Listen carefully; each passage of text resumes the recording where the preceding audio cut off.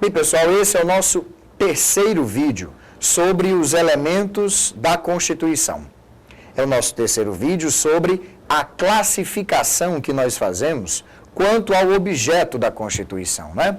Nós enxergamos no conteúdo constitucional alguns elementos orgânicos, alguns elementos limitativos, alguns elementos de caráter sócio-ideológico. Tudo isso nós vimos nos dois vídeos anteriores.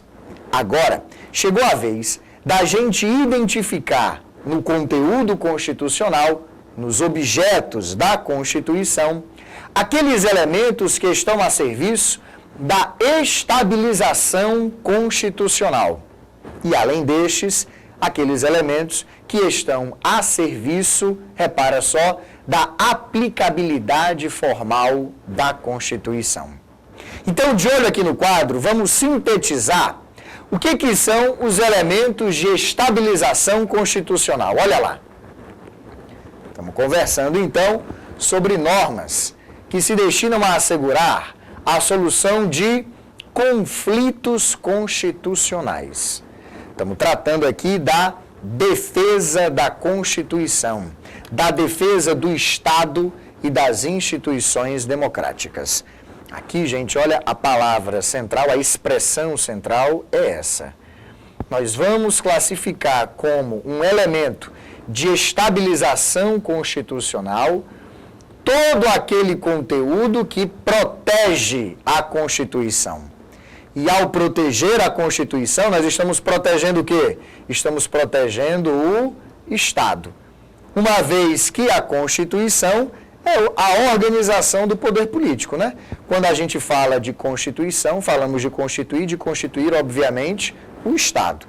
Um elemento de estabilização da Constituição é um elemento de estabilização do Estado e, claro, das suas instituições democráticas.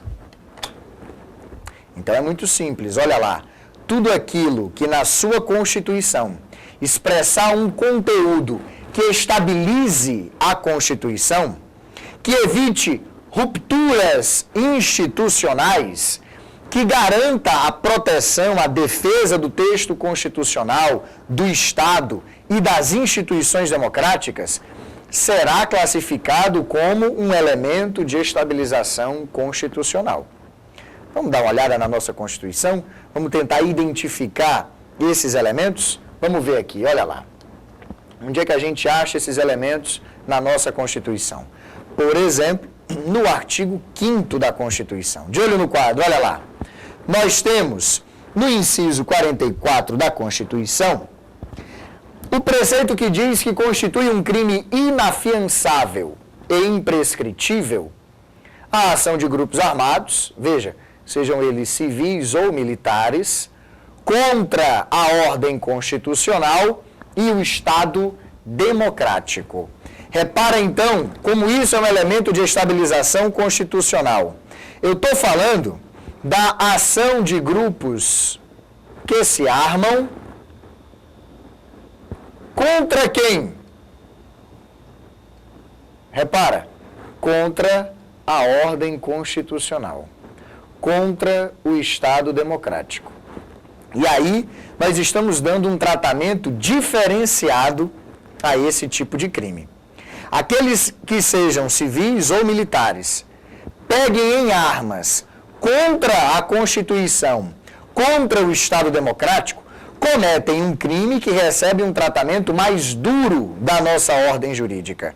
Porque cometem um crime, repara só, inafiançável, portanto, eles não podem pagar aquela prestação pecuniária, né, para responder em liberdade, e também um crime que é considerado imprescritível. O que significa dizer que o Estado jamais perderá o direito de punir aqueles que pegam em armas contra a ordem constitucional ou o Estado democrático. Muito cuidado, tá? Nós vamos ter oportunidade de conversar sobre esse inciso mais adiante. Mas o que eu quero mostrar para você nesse momento é o tratamento diferenciado, não a ação de grupos armados quaisquer, Nós aqui não estamos tratando de um grupo que se arma para assaltar um banco, de um grupo que se arma para realizar um sequestro, um assalto qualquer. Não estamos falando disso. Estamos falando de um grupo que se arma para tentar um golpe de Estado. Um grupo que se arma para uma ruptura institucional. E aqui tanto faz, não fazemos distinção se esse grupo é civil ou militar. Qualquer grupo que pegue em armas contra a Constituição ou contra as instituições democráticas comete um crime que é inafiançável e que é imprescritível. Ora, fica evidente, então, que essa regra do artigo 5º aí estabiliza a nossa Constituição. É um elemento de proteção, é um elemento de defesa da Constituição, de defesa do Estado, de defesa das instituições democráticas. Vamos ver se tem mais exemplos na nossa ordem constitucional? Olha aqui o artigo 102 da Constituição, no seu primeiro inciso e a linha A. Vamos ver. Compete ao Supremo Tribunal Federal, precipuamente, a guarda da Constituição. Cabendo-lhe, olha lá, processar e julgar originariamente a ação direta de inconstitucionalidade, a ADIM, ou o ato normativo federal ou estadual, e a ação declaratória de constitucionalidade de lei ou ato normativo federal. Veja como essa é uma norma cujo conteúdo claramente é a defesa da Constituição. Nós estamos pegando um órgão do Poder Judiciário, está aqui, ó, o Supremo Tribunal Federal, e estamos dizendo que cabe ao Supremo Tribunal Federal, principalmente, olha aqui o termo, principalmente, né? Então, cabe ao Supremo, principalmente, destacadamente, o quê? A guarda, a proteção da Constituição. Então, é evidente que o artigo 102 é uma norma cujo conteúdo pode ser classificado como um elemento de proteção da Constituição, de estabilização constitucional. Em termos práticos, como é que o Supremo protege a Constituição? Dentre outras coisas, julgando a ação direta de inconstitucionalidade ou a ação declaratória de constitucionalidade. Quando o Supremo exerce controle de constitucionalidade das leis e dos atos normativos, é evidente que ele protege a Constituição contra os ataques dos atos infraconstitucionais, dos atos que estão abaixo da Constituição. Tem mais. Olha aí, novos elementos de estabilização constitucional. Estou lá no artigo 34, 35 e 36 da Constituição. Todos eles tratam sobre intervenção. Olha aqui, a União não intervirá nos estados e nem no Distrito Federal. Os estados não intervirão em seus municípios e nem a União nos municípios que estão localizados em seu território. Essa é a regra. A regra é o respeito à autonomia dos entes da federação. Ora, se os estados possuem autonomia, se os municípios também possuem autonomia, se o Distrito Federal tem autonomia, a regra é de respeito do Pacto Federativo, a regra é a da não intervenção. Por isso que o artigo 34, o artigo 35, começam legislando pela negativa. É para deixar isso claro. Olha aqui, ó, a União, ela não intervirá. O Estado também, olha, não intervirá. No entanto, havendo qualquer conflito dentro do Pacto Federativo, aí nós quebramos essa regra geral da não intervenção e abrimos uma exceção. Uma exceção que permite à União intervir nos estados, intervir no Distrito Federal. Uma exceção que permite aos estados intervir nos municípios. Se você for até a Constituição, ler aquilo que justifica uma intervenção da União ou uma intervenção do Estado, você vai ver